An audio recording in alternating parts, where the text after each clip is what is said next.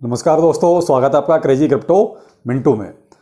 आज बात करेंगे कि मार्केट में और क्या क्या फंड आ सकते हैं। देखिए साहब, इससे पहले जो मैंने वीडियो दिया आपको विद रोहितास चैनल पर, वो भी वीडियो काफ़ी अच्छा था। इन्फॉर्मेशन आपको बहुत अच्छी उसमें दी गई थी। जिसने नहीं देखा है वो मेरे दूसरे चैनल पर जाके देख सकता है। और इसमें भी आपको एक बहुत ही अच्छी इन्फॉर्मेशन देने वाला हूं, तो वीडियो इंपॉर्टेंट है, देखिएगा जरूर।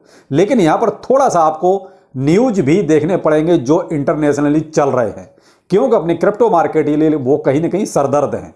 और वो सरदर्द क्यों हैं वो मैं आपको बताता हूं। अब मैं अगर आपसे ये कहता हूं कि हमारे क्रिप्टो करेंसी मार्केट को चाइना एक तरह से पूरी तरीके से जैसे कोविड के टाइम पे ध्वस्त किया था, वैसे ही क्या फिर से ऐसा होने वाला है? मे भी हो सकता है, कोई बड़ी बात नहीं है। जो लोग न्यूज़ देखते हैं या थोड़ा बहुत न्यूज़ पढ़ते हैं उनको शायद ये चीज़ें बहुत अच्छी तरह क्लियर होंगी भी। अभी देखिए चाइना में क्या चल रहा है। हमारी पहली न्यूज़ वही है, चाइना डंप, यानी कि चाइना हमारे मार्केट को डंप कर सकता है। लेकिन अब आप ये कहेंगे सर चाइना में तो पहले से ही क्रिप्टो करेंसी बैन है, तो चाइना कैसे कर सकता है? बिल्कुल, आपका सवाल सही होगा। देखिए वीडियो इंपॉर्टेंट है, लाइक सब्सक्राइब बनता है, कंजूसी नहीं। चाइना इसलिए डंप कर सकता है। चाइना क्यों मशहूर है? चाइना मशहूर है बहुत ही सस्ते आइटम बनाने के लिए, यानी ऐसे प्रोडक्ट जिनका हम सोच भी नहीं सकते कि इस प्राइस में आ सकता है, उस प्राइस में आपको चाइना का प्रोडक्ट मिल जाता है। तो इसलिए वहां क्या है कि मैन्युफैक्चरिंग जितनी यूनिट्स हैं वो लगभग क्लोज कर रहे हैं, सारी धीरे धीरे बंद करते जा रहे हैं। उसकी वजह है कोविड, यानी कि वहां कोरोना की फिर से एक तरह से महामारी पैर फैला रही है। पैर फैला रही है मतलब वहाँ की यूनिट्स जो हैं, जो प्रोडक्शन करती हैं, जो मैन्युफैक्चरिंग करती हैं, वो बंद की जा रही हैं, बंद की जा रही हैं। देखिए चाइना का माल ऑल ओवर वर्ल्ड बहुत ज़्यादा बिकता है, सिर्फ किसकी वजह से? सस्ते की वजह से। और वहाँ के माल को पकड़ता भी इंसान बहुत ज़्यादा है, क्यों? सस्ता मिलता है। अब होगा क्या, जो मैन्युफैक्चरिंग यूनिट है जब उनका प्रोडक्शन बंद हो जाएगा तो देखिए उनके शेयर्स जो है वो भी गिरेंगे। आप ये कहोगे उनके शेयर बढ़ेंगे, ऐसा नहीं है, उनके शेयर डाउन जाएंगे। उनके शेयर डाउन जाएंगे तो देखिए बिकवाली आएगी, और जब बिकवाली आएगी तो देखिए वहां से पैसा निकलेगा एक अलग से, वो कहते हैं फाइनेंशियली फंड फैलेगा। करे कि भाई ये क्या हो रहा, मार्केट फिर से बैठ रहा है, फिर से डाउन जा रहा है, कहीं ऐसा ना हो कि ये वर्ल्ड वाइड कोविड फिर से अपने पैर फैला दे। तो इसकी वजह से हो यही रहा है कि देखिए कहीं ना कहीं इनडायरेक्ट वे में जो शेयर मार्केट हैं वो डाउन हो रहे हैं धीरे धीरे। क्यों? क्योंकि जो चाइना से रिलेटेड जो भी कंपनियां हैं, जो भी क्या कहते हैं, जो फाइनेंशियल इंस्टीट्यूट हैं, वो अपना फंड निकाल रहे हैं सिर्फ इस वजह से कि चाइना में दोबारा से लॉकडाउन और कोविड की समस्या बढ़ती जा रही है। तो देखिए हमारा क्रिप्टो करेंसी सीधा सीधा जो है एक्सचेंजों से जुड़ा हुआ है। ये मान लीजिए अगर आपके स्टॉक्स बढ़ते हैं तो बीटीसी देखिए बढ़ता है, स्टॉक्स घटते हैं तो बीटीसी भी उसी हिसाब से नीचे घट जाता है। तो वजह ये है, तो वही मैंने कहा कि चाइना हमारे मार्केट को अब कहीं ना कहीं पहले से ही हम परेशानी में हैं, दूसरी परेशानी अब चाइना बढ़ाने वाला है। तो क्या करें भाई, जो चीज़ है वो है, लेकिन आपके सामने सच लाना जरूरी है। अगली न्यूज है हमारी माइनर्स की तरफ से, जो बीटीसी की माइनिंग करते हैं। आपने शायद उसके बारे में अच्छी तरह सुना भी होगा, देखा भी होगा, इनका डाटा भी आपको शायद अंदाजा होगा। इन बीटीसी की जो माइनिंग करते हैं उनका अभी ये हाल है कि वो अपना खर्चा भी नहीं निकाल पा रहे हैं। बहुत बुरा हाल है, क्योंकि जब बीटीसी जो एक अच्छे पीक पे था, या मान लीजिए लगभग $30,000 के जब ऊपर था, तो उनको एक अच्छा खासा प्रॉफिट हो रहा था, तो वो अपना बीटीसी सेव कर रहे थे, वो नहीं बेच रहे थे। लेकिन अब जिस रेट पे बीटीसी आ गया है उस रेट पर उन्हें माइनिंग में कुछ नहीं बच रहा। अब जब उन्हें बच ही नहीं रहा, जो बीटीसी की उनके पास होल्डिंग है, जो उन्होंने माइन किया हुआ है, वो क्या करेंगे फिर? अपना खर्चा निकालने के लिए वो 78,000 बीटीसी मार्केट में उतार सकते हैं कभी भी। कितना? 78,000, 78,000 बीटीसी कभी भी मार्केट में उतार सकते हैं। सिर्फ इसलिए उतार सकते हैं कि उनके खर्चे पूरे नहीं हो रहे। जो बीटीसी का आज की डेट में रेट है, इस रेट के हिसाब से उनके खर्चे पूरे नहीं हो रहे। देखिए माइनिंग में खर्चा बहुत आता है, क्योंकि बहुत बड़ा बड़ा सेटअप होता है, वो सबसे ज़्यादा बिजली का खर्चा होता है। जितना खर्चा है वो, उसमें ये मान लीजिए 80% तो बिजली का ही खर्चा है।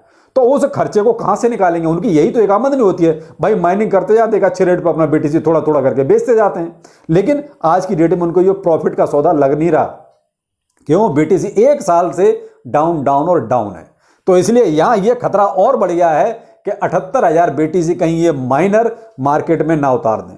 समस्या इस बात की है। मे भी कुछ भी हो सकता है, मैं ये नहीं कहता कि वो कल उतार देंगे, हो सकता है कि थोड़ा थोड़ा करके उतारें, हो सकता है एक साथ उतार दें, नहीं कह सकते कुछ भी। लेकिन एक डाटा है ये कि 78,000 बीटीसी माइनर्स परेशान हैं, खर्चे पूरे नहीं हो रहे हैं, इसलिए वो ऐसा कर सकते हैं। अगला है कॉइन बेस से रिलेशन। कॉइन बेस से बीटीसी मान लीजिए 3.5 बिलियन डॉलर के केवल कितने 4 दिन में निकल गए। केवल 4 दिन में 3.5 बिलियन डॉलर के इतना बीटीसी कॉइन बेस से निकल गया है। अब इसमें से हुआ क्या है, 30% बीटीसी तो सेल हो गया जो ये हो, और 70% बीटीसी वॉलेट्स में चला गया। तो इस कॉइन बेस की हालत भी पतली हो गई है। लेकिन क्या है कि ये चीजें ऐसी हैं जब आप खोजोगे तो मिलेंगी। इजीली वीडियो बनाना है तो 4 कॉइन उठाओ, बता दो आपको ये खरीद लो, डिप है। ये बहुत आसान काम है, सबसे आसान काम है। लेकिन इस तरह की खबर अगर निकालनी है तो आपको पढ़ना पड़ेगा। तो अब कॉइन बेस की हालत भी पतली है। मैं ये नहीं कह रहा हूं कि बंद हो जाएगा, लेकिन माल इसमें से निकल रहा है धीरे धीरे। संभला है अभी तो कोई दिक्कत नहीं है, लेकिन ये इतना 4 दिन में बीटीसी इतना काफी होता है। अब इधर आ जाते हैं। एक एक्सचेंज मैंने आपको अर्न विद रोहितास चैनल पर दिया था वीडियो, आपको शाम को वही 5 बजे, उसमें देखिए उसमें बंद हो गया। एक एक्सचेंज और मैं आपको बता रहा हूं, सिंगापुर बेस ये एक्सचेंज है, सिंगापुर का एक्सचेंज है बिटफ्रंट, इसका नाम है बिटफ्रंट। इसने भी ऑफिशियली अनाउंसमेंट कर दिया है क्लोज्ड, यानी कि इसके भी ताजिया ठंडे हो गए। जिसका फंड था इसमें, खैर अपने लोगों का तो नहीं होगा, मुझे नहीं लगता कि कोई बिटफ्रंट को यूज भी करता होगा, लेकिन क्रिप्टो करेंसी का एक यूजर कोई ना कोई तो इसको करता ही था भाई। बेशक सिंगापुर वाले ही करते थे, कम से कम मार्केट कैप तो बढ़ता था भाई। कहीं से भी यूज होगा तो मार्केट कैप तो बढ़ेगा। लेकिन अब ये क्लोज हो चुका है पूरी तरीके से। तो भाई आजकल ये भी कुछ पता नहीं चलता कि किस एक्सचेंज पे कब कौन सी कितनी बड़ी गाज गिरेगी या कब वो क्या कर डालेगा। तो आप ये देख लीजिए आज की डेट में 2 एक्सचेंज, AAX एक्सचेंज वो क्लोज एक तरह से, उसकी भी हालत पतली है, खत्म ही है कहानी, और एक ही है। 2 एक्सचेंज तो आज ही मैंने आपको बता दिए। अब एक न्यूज पे क्लैरिफिकेशन आ गया है। मैंने आपको जो 5 बजे वीडियो दिया अर्न विद रोहितास चैनल पर, उसमें बाइनेंस ने जो बीटीसी ट्रांसफर किया था उस टाइम कोई भी क्लैरिफिकेशन नहीं दिया था। लेकिन जैसे ही ये बात चारों तरफ फैली और बीटीसी का प्राइस गिरा, देखिए बीटीसी का प्राइस जो अच्छा खासा 16,000 और 500-600 की रेंज में चल रहा था, वहां से सीधा 16,100 की रेंज में पहुंच गया। तो जैसे ही ये फंड फैला, जैसे ही ये मार्केट में चारों तरफ बात आई कि 1,27,351 बीटीसी क्यों ट्रांसफर किए, तो सीजे बाइनेंस ने ट्वीट करके ऐसा क्लैरिफिकेशन दे दिया है कि वो हमने अपना ऑडिट की वजह से ऐसा किया है। हम अपना एक तरह से प्रूफ ऑफ रिजर्व जो है उसको ऑडिट करा रहे हैं। तो थर्ड पार्टी ऑडिट की वजह से उन्होंने कहा कि आप इसको जो है किसी नए एड्रेस पर सेंड कीजिए कि आपके पास वाकई में है या नहीं है। तो देखिए साहब, आप जो सीजे ने कहा वो हमने आपको बता दिया कि उन्होंने जो है प्रूफ ऑफ रिजर्व को अपना ऑडिट करा रहे हैं, इस वजह से ये बीटीसी उन्होंने एक नए एड्रेस पर ट्रांसफर किया है। हकीकत क्या है साहब, ये सीजे बाइनेंस जाने और जो ऑडिट कर रहे हैं वो जाने। हमारे पास तो जो न्यूज थी वो हमने आपको दे दी कि पहले क्या था। ये चीज वो पहले भी बता सकता था। देखो सीधी सी बात है, आप इतना बड़ा अमाउंट एक बीटीसी का ट्रांसफर कर रहे हैं तो आपको पहले ये चीज क्लियर कर देनी चाहिए कि भाई हम क्यों कर रहे हैं। देखिए ये चीज छुपी तो रहेगी नहीं, लेकिन जैसे फंड फैला, यानी कि कहीं ना कहीं आपको पहले फंड फैलाना था, तो आपने वो पहले वो फंड क्रिएट कर दिया। जब देखा करके बात ज्यादा बढ़ रही है तो आपने उसको फिर क्लैरिफिकेशन भी दे दिया। तो ये तो आप तभी 2 लाइनें बता देते भाई हम ऑडिट की वजह से ऐसा कर रहे हैं। लेकिन जो भी ऐसा मार्केट है सब अपने हिसाब से चलता है, और कैसे चलाया जाता है ये बड़े बड़े लोग जाने। और डॉज कॉइन में देखिए उसमें भी गिरावट है। क्यों? क्योंकि वो मामला अभी फिर शांत हो गया कि डॉज कॉइन कहां पर उसमें इंटीग्रेट होगा कि नहीं होगा ट्विटर में। तो वो फिर से जो है लगभग 8-10% प्राइस उसका नीचे आ गया है। तो यहां पर देखिए डॉज कॉइन का तो आपको सबसे पहले मैंने वही कहा कि देखिए वो तो इलॉन मस्क जैसे चलेगा वैसे चलाएगा। तो इलॉन मस्क को आप फॉलो करते रहिए, फिर दोबारा से कोई ट्वीट डालेगा उसका प्राइस फिर से 10% ऊपर चला जाएगा। तो फिलहाल तो वो 10% लगभग नीचे आ गया है। लेकिन समस्या जो है सबसे बड़ी, चाइना माइनर्स, ये सबसे बड़ी समस्या है अभी बीटीसी के लिए। क्यों? माइनर्स को अगर फायदा नहीं होगा, देखिए वो तो बेचेंगे भाई, अपना खर्चा चलाने के आदमी कुछ तो करेगा। कर्जा कहां से लेगा? 1 साल हो गया, आप खुद अंदाजा लगा लीजिए। हम लोग 1 साल से जो है बिल्कुल नीचे हैं। और चाइना में जो चीजें चल रही हैं, लॉकडाउन, मारपीट, धरना प्रदर्शन और ये सब कोविड, तो इसकी वजह से कहीं ना कहीं ग्लोबली मार्केट पे जो स्टॉक एक्सचेंज हैं वो पैनिक में आएंगे। और वो पैनिक में आएंगे तो हमारा क्रिप्टो करेंसी बचेगा नहीं, वो भी पैनिक में आएगा और रेट फिर देखिए नीचे होगा ही होगा।